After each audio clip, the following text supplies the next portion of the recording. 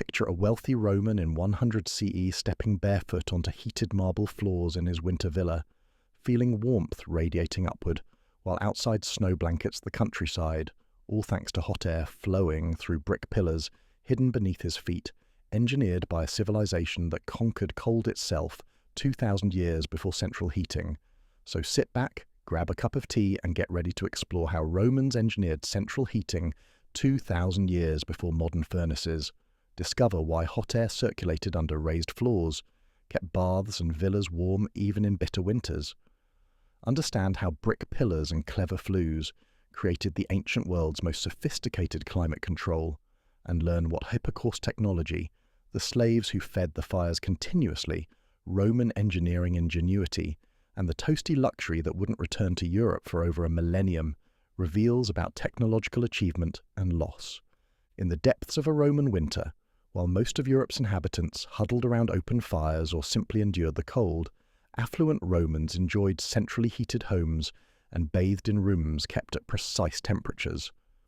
This wasn't magic or myth, but engineering, the hypocaust system that channeled hot air beneath floors and through walls, creating comfortable indoor climates regardless of outdoor conditions.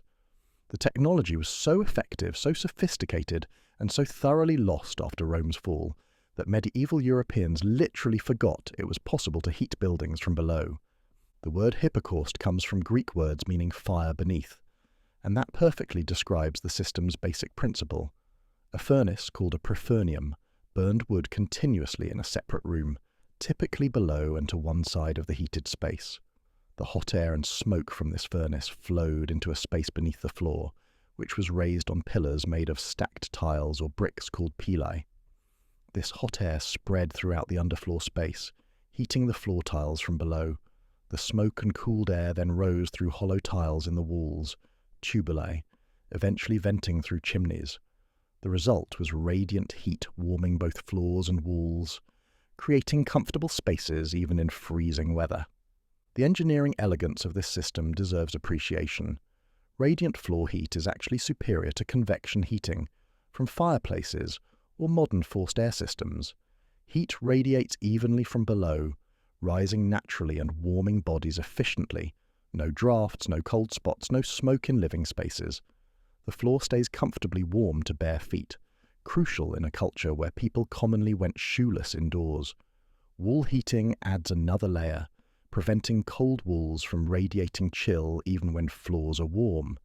The Romans had intuitively discovered principles that modern heating engineers confirm through thermodynamic calculations.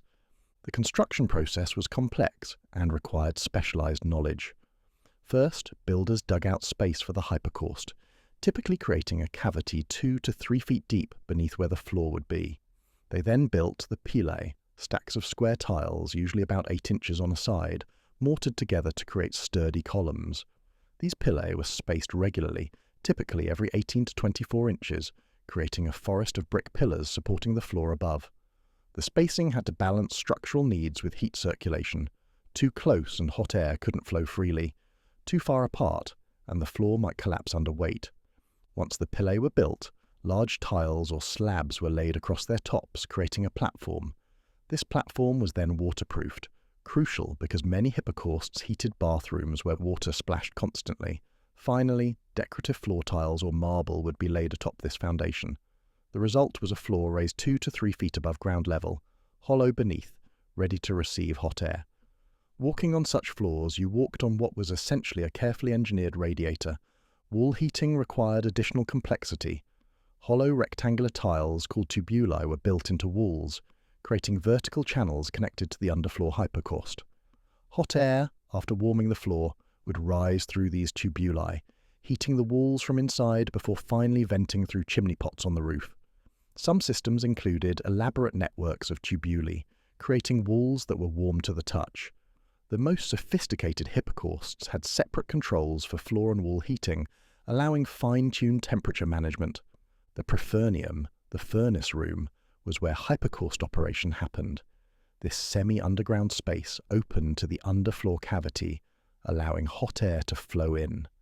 Slaves worked here in brutal conditions, feeding wood into the furnace continuously. For public baths that operated from morning until evening, the fires never went out, requiring round-the-clock shifts. The heat in the Prefernium must have been overwhelming. Imagine stoking a roaring fire in an enclosed space where all heat is purposely directed elsewhere. Many slaves who worked hypocaust furnaces probably suffered chronic heat stress and respiratory problems from constant smoke exposure. The fuel consumption was staggering. A typical bathhouse required tons of wood daily to maintain temperatures. Multiply this across the hundreds of bathhouses operating throughout the empire, add the hypocausts in private villas and military forts, and the total fuel demand becomes astronomical. Archaeological evidence suggests that hypocaust heating contributed significantly to deforestation around major Roman cities. The environmental impact of keeping Romans warm was substantial, though they lacked our vocabulary for discussing such costs. The primary application of hypocausts was in bathhouses. Roman bathing culture depended on heated water and air, making hypocausts essential infrastructure. The standard bath sequence, from tepidarium, warm room, through caldarium, hot room, to frigidarium, cold room, required precise temperature control.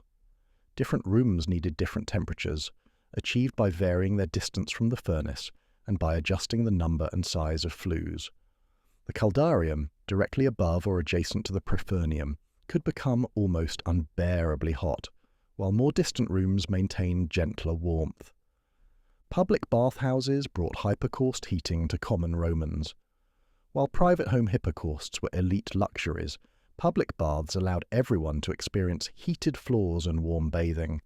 The social implications were significant. Rome democratized comfort in ways that wouldn't be matched for centuries after the empire's fall. A common labourer might shiver in his unheated tenement, but could spend afternoons in heated bathhouses, enjoying warmth as sophisticated as any available to the wealthy. This egalitarian access to hypocaust heating may have contributed to Roman social cohesion.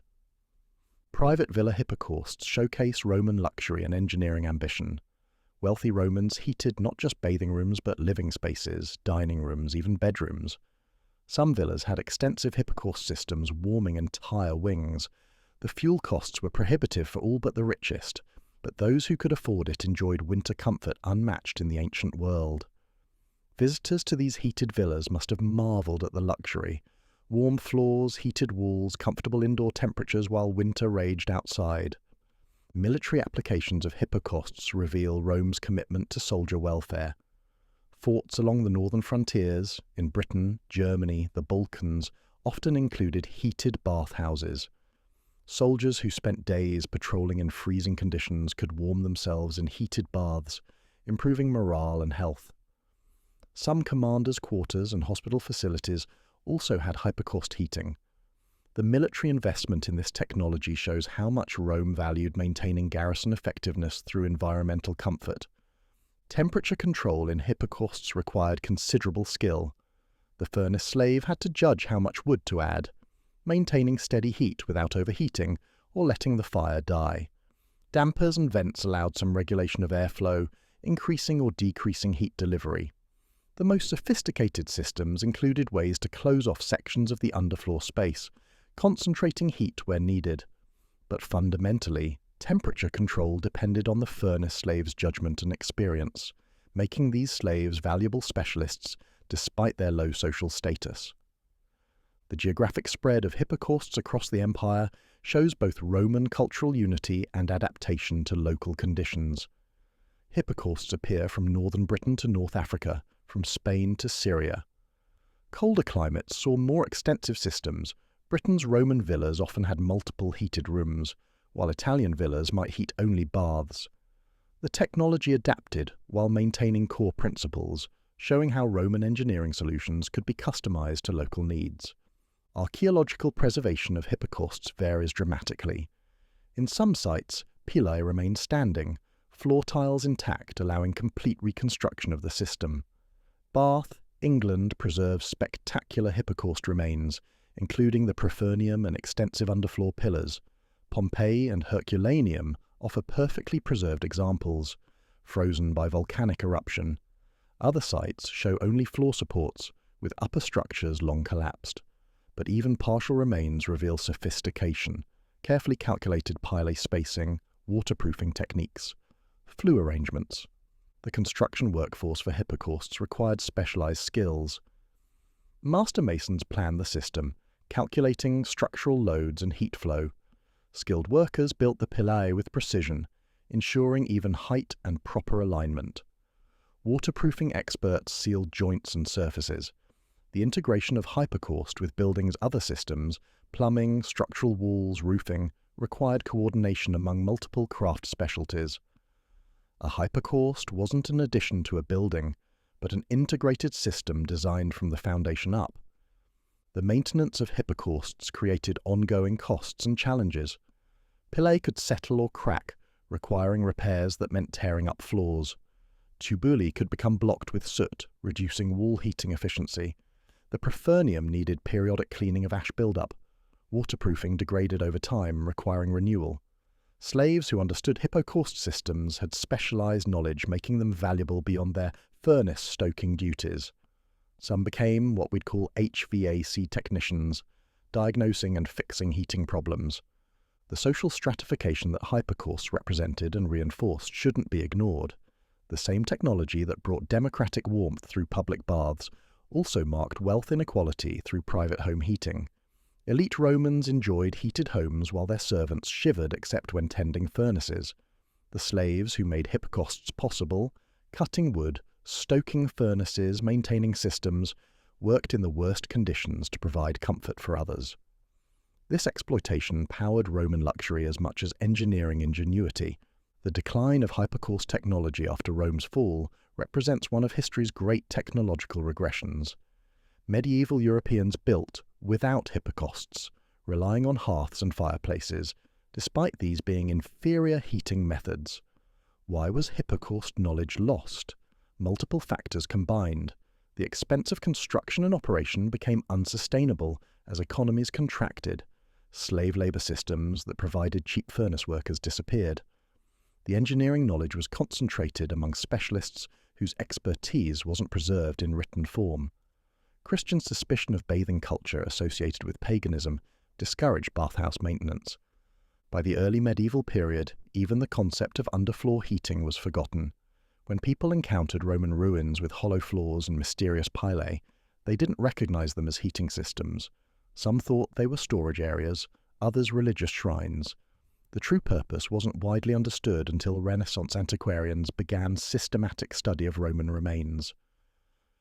Even then, the sophistication of hypocaust engineering wasn't fully appreciated until modern analysis.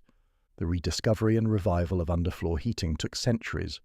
Some Renaissance builders attempted to recreate hypocausts based on Vitruvius's descriptions with limited success. Reading about a technology isn't the same as understanding it through practice. Modern radiant floor heating developed in the 20th century essentially reinvented the hypocaust using modern materials and heat sources. Today's hydronic systems pump hot water through tubing under floors rather than flowing hot air. But the principle, warming from below, is pure Roman. The environmental impact of Roman hypocausts deserves consideration. The massive wood consumption contributed to deforestation around Roman cities and military establishments. Archaeological pollen analysis shows dramatic changes in tree cover near major Roman settlements, with hypocaust fuel demand being a significant factor. Romans noticed this impact. Some legal texts regulate woodcutting, and elite letters complain about rising fuel costs. Yet the demand continued, showing how comfort needs could override environmental concerns even in antiquity. The technological sophistication of hypocausts challenges narratives of steady historical progress. Medieval Europeans, despite being over 1,000 years later than Imperial Romans, lived colder, less comfortable lives because they'd lost this technology. The hypocaust reminds us that progress isn't inevitable or linear. Knowledge can be lost, technologies forgotten, and civilizations can regress in specific capabilities. What Rome achieved, Christian Europe took over a millennium to match, and then only by reinventing rather than recovering. The modern legacy of hypocausts appears in unexpected ways. Radiant floor heating, while a niche market, is growing as energy-efficient heating solution. The advantages Romans understood intuitively, Even heating, comfort, efficiency, modern engineering confirms.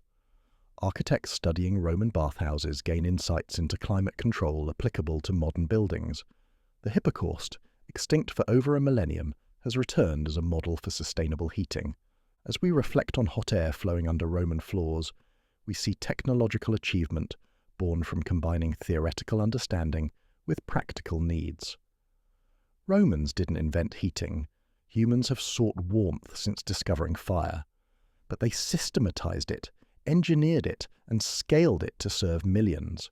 The hypocaust wasn't just clever, it was a systematic solution to universal human need, executed with engineering precision that contemporary societies couldn't match and future societies would forget. The slaves who stoked hypocaust furnaces remain mostly anonymous, their brutal labour enabling others comfort. The engineers who designed the systems left few records, their knowledge transmitted through practice and lost when practice ended. The wealthy Romans who enjoyed heated floors died millennia ago, their luxury dissolved. But the hypocaust ruins remain, hollow floors testifying to human ingenuity, social inequality, and the fragility of technological knowledge. In these ruins we read stories of achievement and loss, of how civilizations can create marvels and then forget how they worked.